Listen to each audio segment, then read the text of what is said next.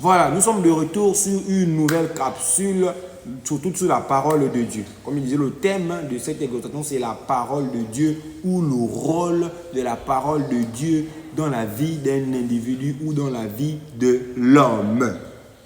Là, nous allons parler du point 2, le rôle de la parole de Dieu. Je disais ceci, elle apporte la vie. Lorsque la parole de Dieu vient chez un individu, c'est pour apporter premièrement la vie. C'est pour apporter premièrement la vie d'où il y a la mort. La Bible dit dans le livre d'Ézéchiel, Ézéchiel 37, Ézéchiel 37, Ézéchiel 37, Ézéchiel 37, Ézéchiel 37 à partir du verset 1. On va lire, on va prendre le temps de lire. La main de l'Éternel fut sur moi et l'Éternel me transporta en esprit et me déposa dans le lieu d'une vallée remplie d'ossements.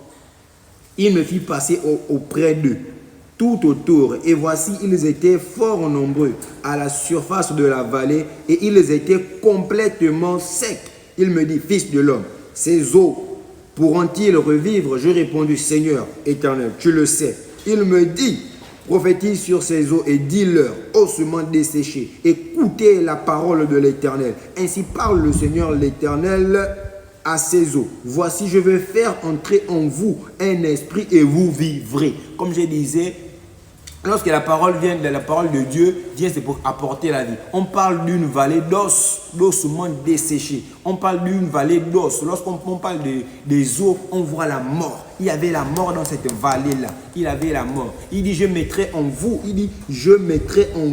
un esprit et vous, je vais faire entrer en vous un esprit et vous vivrez. C'est quel esprit il s'agit? C'est l'esprit de vie. C'est l'esprit de vie dont Dieu parle dans le livre de Matthieu, Jean 6, 63.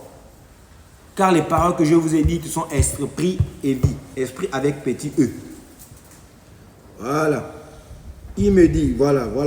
Ainsi parle le Seigneur l'Éternel à ses eaux. Verset 5. Ainsi parle le Seigneur l'Éternel à ses eaux. Voici, je vais faire entrer en vous un esprit et vous vivrez. Je vous donnerai des nerfs. Je ferai croître sur vous de la chair et je vous couvrirai de peau et je mettrai en vous un esprit et vous vivrez. Et vous saurez que je suis l'Éternel. Je prophétisais selon l'ordre que j'avais reçu et comme je prophétisais, il eut un bruit et voici, il se fit un mouvement et les os s'approchèrent les uns des autres. Et je regardais, voici, il vint des nerfs, la chair crue et la peau, des nerfs, la chair crue et la peau les couvrit par-dessus. Mais il n'y avait point en eux un esprit. Il me dit, prophétise et parle à l'esprit, prophétise fils de l'homme et dis l'esprit. Et dit à l'esprit, ainsi parle le Seigneur l'Éternel. Esprit vient des quatre vents. Il s'agit du Saint-Esprit avec un grand E. Esprit vient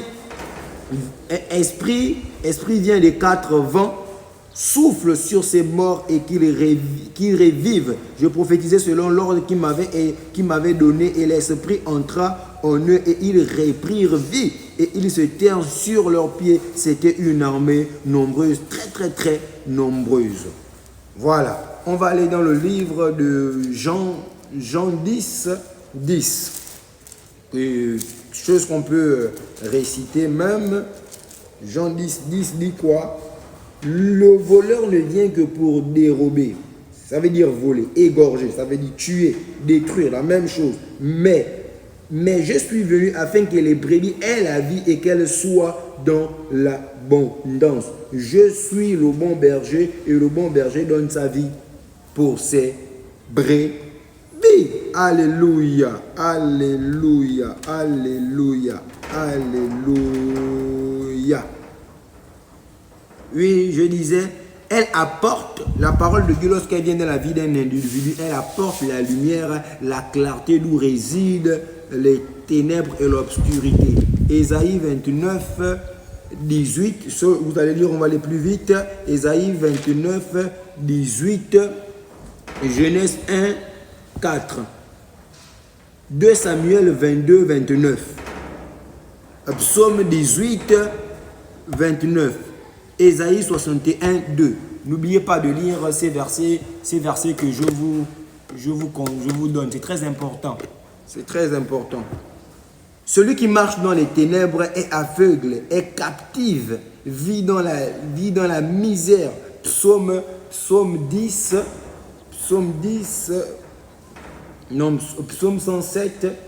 verset 10. Psaume 107, verset 10. Ça dit quoi? Car il satisfait l'âme altérée, 9. Il a comblé de bien l'âme affamée. Ceux qui avaient pour demeure les ténèbres et l'ombre de la mort vivaient captifs dans la misère et dans les chaînes. Jean 11, c'est ça, Jean 11, 9 à 10. Jean 11, 9 à 10. Voilà, elle apporte, celui qui marche dans les ténèbres est aveugle. Voilà. Jésus répondit, n'y a-t-il pas 12 heures au jour? Si quelqu'un marche pendant le jour, il ne branche point. Le jour, c'est la lumière, parce qu'il voit la lumière de ce monde. Mais si quelqu'un marche dans la nuit qui signifie ténèbres, il branche. Brancher si c'est tomber, brancher si c'est trébucher, c'est heurter quelque chose, parce que la lumière n'est pas en lui. Donc tu vois, celui qui marche dans les ténèbres n'a pas la lumière. Il faut que, pourquoi pas, si je prends, on appelle ça comment, une salle, je la ferme et vraiment, et j'éteins la lumière, tu vois, je vais cogner. Dans notre église ici, lorsque je ferme, j'éteins toutes les lumières, ou bien lorsqu'il y a coupure, pour aller quitter de là jusqu'à là-bas, je vais cogner soit les chaises, soit les poteaux là. Je vais forcément cogner quelque chose. Mais si la lumière est là, ça va m'amener à éviter ces obstacles. Alléluia. Lorsque la parole de Dieu vient dans la vie d'un individu, elle vient le faire sortir des ténèbres. Psaume 14. C'est ça. Bon, on va dire Ésaïe 9, 1, 12. Ésaïe 9, 1, 2. Ésaïe 9, Ésaïe 9, 1, 2. Mais les ténèbres ne régneront pas à toujours sur la terre où il y a maintenant des angoisses. Si les temps passés ont couvert d'opprobre le pays de Zabulon et le pays de Nephtali, les temps à venir couvriront de gloire la contrée voisine de la mer au-delà du Jourdain, le territoire des gentils. Le peuple qui marchait dans les ténèbres voit une grande lumière sur ceux qui habitaient le pays de l'ombre de la mort. Une lumière resplendit. Une lumière resplendit. Une lumière resplendit. Psaume 14. Est-ce que c'est cela? Pour que je ne me trompe pas. Psaume 14.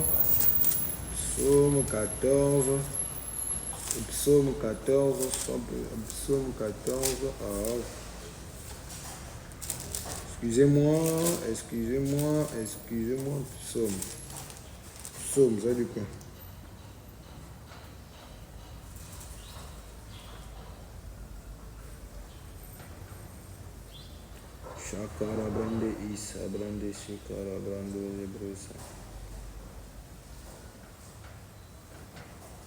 Voilà, je n'ai pas pu trouver le verset. Bon, on va continuer. Elle vient pour te sortir des ténèbres.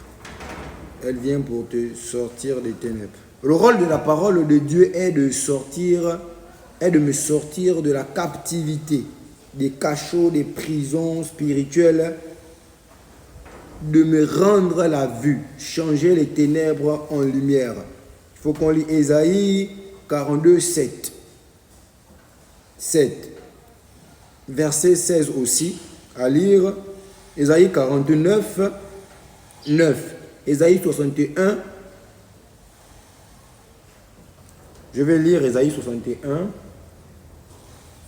Je vais lire Ésaïe 61. Ésaïe 61. Je veux lire. L'Esprit du Seigneur l'Éternel est sur moi, car l'Éternel m'a oint pour porter de bonnes nouvelles aux malheureux. Il m'a envoyé pour guérir ceux qui ont le cœur brisé, pour proclamer aux captifs la liberté et aux prisonniers la délivrance. Dans le livre de Ésaïe 60, ça dit quoi? Lève-toi, sois éclairé, car ta lumière arrive et la gloire de l'Éternel se lève sur toi. Voici les ténèbres couvrent la terre et l'obscurité les peuples, mais sur toi l'Éternel se lève, sur toi sa gloire apparaît. Des nations marchent à ta lumière et des rois à la clarté de tes rayons. Amen. Actes des apôtres, pour terminer, Actes des apôtres 26, 18, Actes des apôtres 26, Actes des apôtres 26, 18.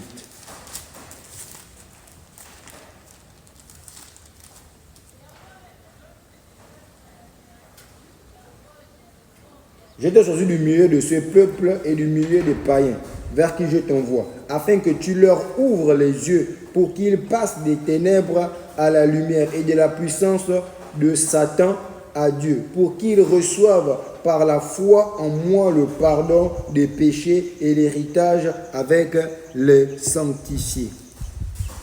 Comme je disais, la parole nous fait passer de ténèbres à la lumière. Elle m'ouvre les yeux. Elle me fait sortir des cachots, des prisons spirituelles. Elle me rend la vue. Elle me rend libre. Elle pardonne mes péchés. La parole de Dieu vient pour me donner la consolation. Elle vient pour me consoler. Psaume 84, verset 19. On va lire vite. On va courir après le temps.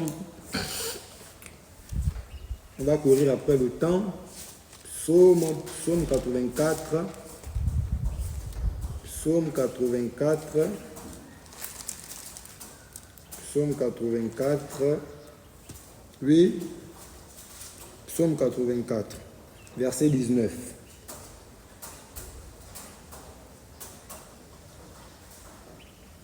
Si l'Éternel n'était pas mon secours, mon âme serait bien vite dans la demeure du silence. Quand je dis mon pied chancelle, ta bonté, ô Éternel, me sert d'appui. Quand les pensées s'agitent ou on foule au-dedans de moi, tes consolations réjouissent mon âme. Psaume 119. Psaume 119. Psaume 119, 50. Non, à partir du verset 48. 46, autant pour moi. 41.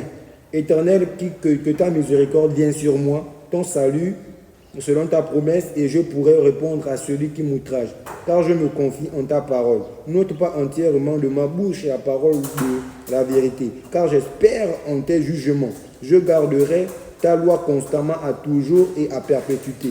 Je marcherai au large, car je recherche tes ordonnances. Je parlerai de tes préceptes devant les rois, et je ne rougirai point. Je fais mes délices de tes commandements. Je les aime. Je lève mes mains vers tes commandements que j'aime. Et je veux méditer tes statuts. Souviens-toi de ta promesse à ton serviteur, puisque tu m'as donné l'espérance. C'est ma consolation dans ma misère. 76. On va commencer à partir de 63.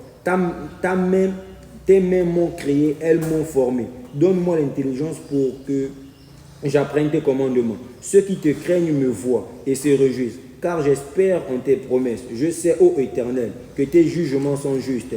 C'est par ta fidélité que tu m'as humilié. Que ta bonté soit ma consolation, comme tu l'as promis à ton serviteur.